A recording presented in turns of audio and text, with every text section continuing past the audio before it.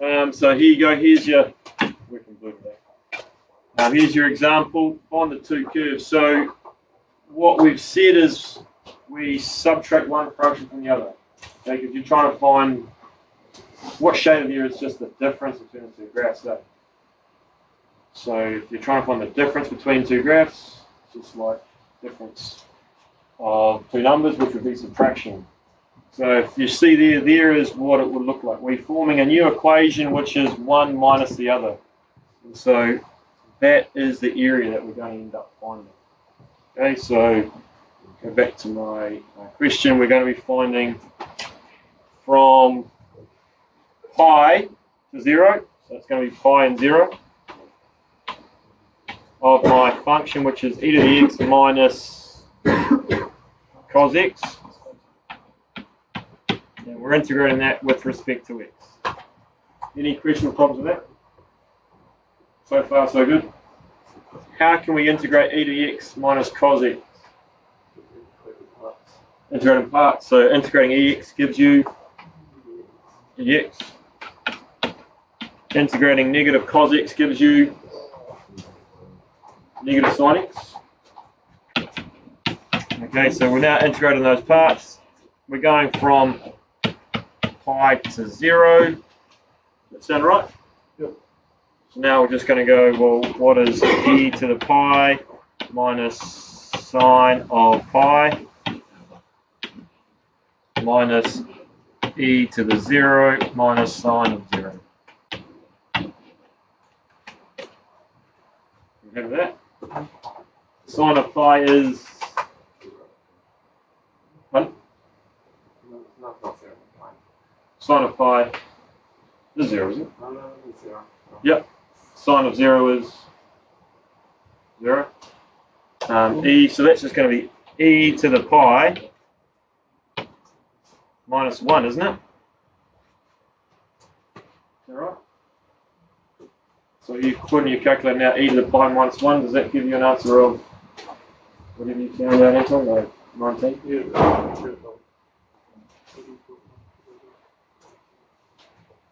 Pause the video while you guys calculate. Okay, so we're going to go with the answer of 22.1.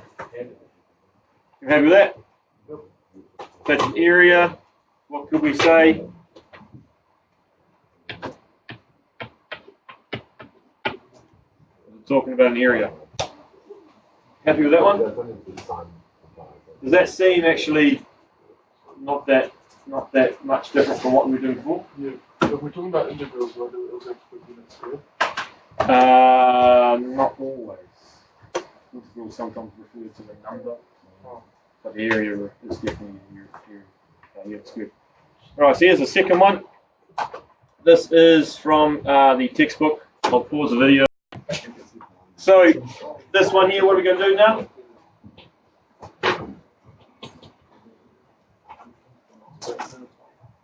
Pardon?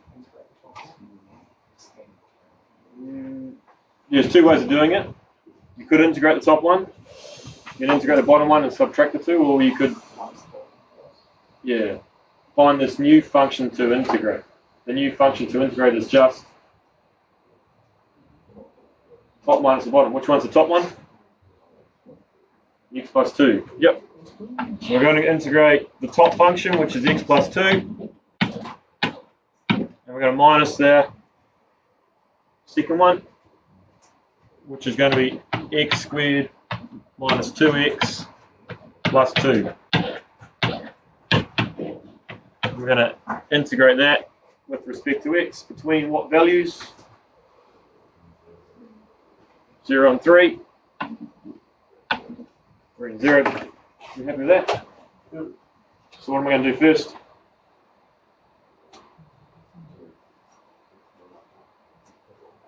I'm going to expand these brackets and simplify everything. Everyone happy with that? So now integrating between 3 and 0 of negative x squared. That's positive 2x plus this x is positive 3x. That's negative 2 plus that 2 gives you 0. So we're going to go with respect to x. Happy? So now when we integrate, we're going to get negative x cubed over 3 plus 3x squared over 2. We're going to put in our values of 3 and 0 and hopefully get an answer that is positive. Okay, pause the video and calculate that. Okay, just I'm going on video record to say you guys are useless. I'm just going to put it out there. That is negative 3 cubed divided by 3, so that's 3 squared, that's 9. Yeah, that's negative 9. Okay, we'll go in with that. And that's going to be 3 cubed again, because it's 3 times 3 squared over 2, so that's 27 over 2, which I'm going to say is 13 and a half. That's 13.5. So the negative 9 plus the 13 and a half, please, is 4 and a half. Yep. Again, we're talking about, well, that question talked about an area, so we're talking about units squared. Okay.